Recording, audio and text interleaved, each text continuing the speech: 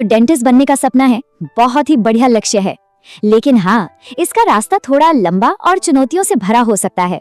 तो चलिए इस विश्लेषण में हम इसी सफर को आसान बनाते हैं और हाई स्कूल से लेकर प्रोफेशनल प्रैक्टिस तक का एक बिल्कुल साफ रोड मैप तैयार करते हैं। तो सवाल ये उठता है कि भारत में डेंटिस्ट बनते कैसे हैं? ये एक ऐसा सवाल है जिसका जवाब बहुत से लोग ढूंढ रहे हैं। ये गाइड हर कदम पर मार्गदर्शन करेगा ताकि रास्ता एकदम साफ हो जाए। तो हमारा सफर कुछ ऐसा रहेगा। हम सपने की शुरुआत से बात करेंगे, फिर स्कूल में क्या तैयारी करनी है, कॉलेज में एडमिशन कैसे मिलेगा, करियर की शुरुआत कैसे होगी, सरकारी और प्राइवेट कॉलेज में से क्या चुने, और आखिर में सबसे जरूरी बात, सैलरी कितनी होगी और करियर में आगे क्या मौके हैं। हर बड़े करियर की शुरुआत एक सपने से ही होती है ना? लेकिन सपने को हकीकत में बदलने के लिए सही जानकारी होना बहुत जरूरी है। जैसे कि कौन सा कॉलेज अच्छा है, तैयारी कब से शुरू करें। चलिए इन्हीं सब जरूरी सवालों के जवाब एक एक करके ढूंढते हैं। तो चलिए सबसे पहले और सबसे जरूरी पड़ाव पर आते हैं, स्कूल की तैयारी।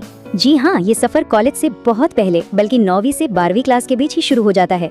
तो स्कूल में रहते हुए करना क्या है? देखिए, सबसे पहली चीज तो है सही स्ट्रीम चुनना, यानी फिजिक्स, केमिस्ट्री और बायोलॉजी।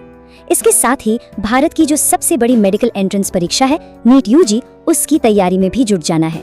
और अगर हो सके तो प्रैक्टिकल अनुभव के लिए कुछ डेंटल वर्कशॉप्स में हिस्सा लेना और अपनी इंग्लिश और साइंस स्किल्स को और बेहतर बनाना, ये बहुत काम आता है।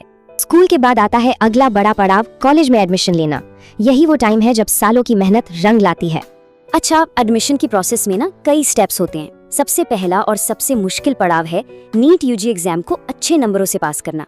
इसके बाद शुरू होती है काउंसलिंग, जहां रैंक के हिसाब से कॉलेज चुनना होता है और यहीं पर सरकारी और प्राइवेट के बीच एक बड़ा फैसला लेना पड़ता है। एक बार कॉलेज मिल गया तो फिर 5.5 साल की कड़ी मेहनत के बाद बीडीएस की डिग्री हाथ में होती है। अब कॉलेज चुनते वक्त जो सबसे बड़ा फर्क नजर आता है वो है फीस का। आप देखिए, मौलाना आजाद जैसे टॉप सरकारी कॉलेजों में सालाना फीस 1 लाख से भी कम हो सकती है। वहीं दूसरी तरफ मणिपाल जैसे बेहतरीन प्राइवेट कॉलेजों में ये आंकड़ा 15 से 20 लाख तक भी पहुंच सकता है। तो ये फैसला बजट पर बहुत ज्यादा निर्भर करता है। बीडीएस की डिग्री पूरी करने के बाद असली करियर तो तब शुरू होता है। यहाँ से रास्ते थोड़े अलग हो जाते हैं। कुछ लोग आगे की पढ़ाई मतलब स्पेशलाइजेशन का रास्ता चुनते हैं, तो कुछ लोग अपनी प्रैक्टिस शुरू कर देते हैं। तो बीडीएस के बाद कई रास्ते खुलते हैं। पहला तो है नीट एमडीएस का एग्जाम देकर ऑर्थोडोंटिक्स जैसी किसी फील्ड में स्पेशलिस्ट बन जाना।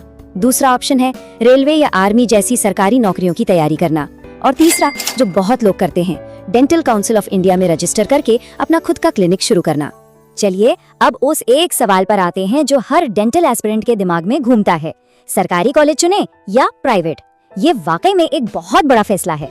अगर हम सरकारी और प्राइवेट कॉलेजों की तुलना करें तो कुछ चीजें बिल्कुल साफ हैं। सरकारी कॉलेजों में फीस बहुत ही कम होती है और सरकारी नौकरियों के लिए भी ये बेटर माने जाते हैं, लेकिन एडमिशन के लिए नीट में बहुत अच्छी रैंक चाहिए। वहीं प्राइवेट कॉलेजों में आपको मॉडर्न फैसिलिटीज मिलती हैं और कम रैंक पर भी एडमिशन मिल जाता है, लेकिन उनकी फीस बहुत बहुत ज्यादा होती है।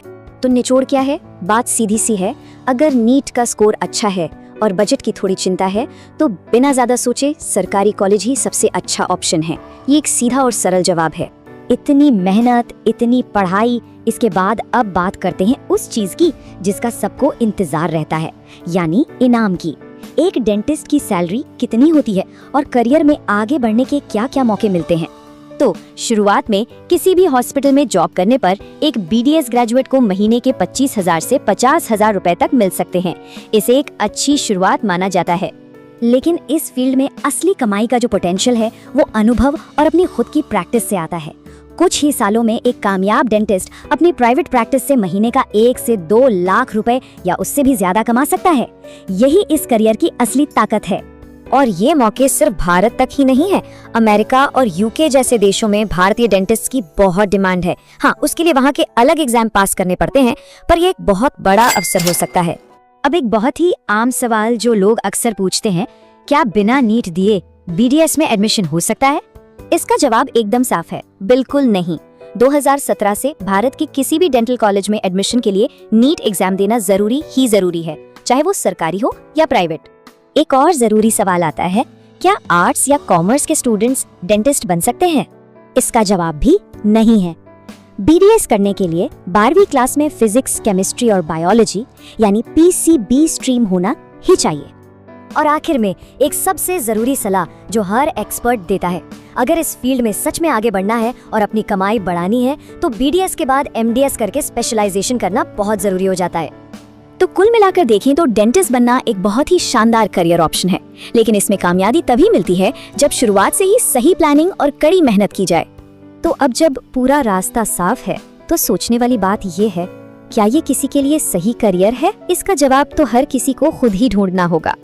और हाँ, दांतों से जुड़ी ऐसी ही जरूरी जानकारी के लिए हमारे ओजोडेंट लेबोरेटरी चैनल को सब्सक्राइब करना मत भूलिएगा। अगर आपको ये जानकारी काम की लगी हो तो इसे लाइक करें और अपने दोस्तों और परिवार के साथ जरूर शेयर करें। अगर आपके कोई सवाल हैं या कोई सुझाव है तो हमें कमेंट्स में बताइए। देखने के लिए बहुत बहुत धन्यवाद। ओजोडेंट लेबोरेटरी, आपकी मुस्कान हमारी जिम्मेदारी।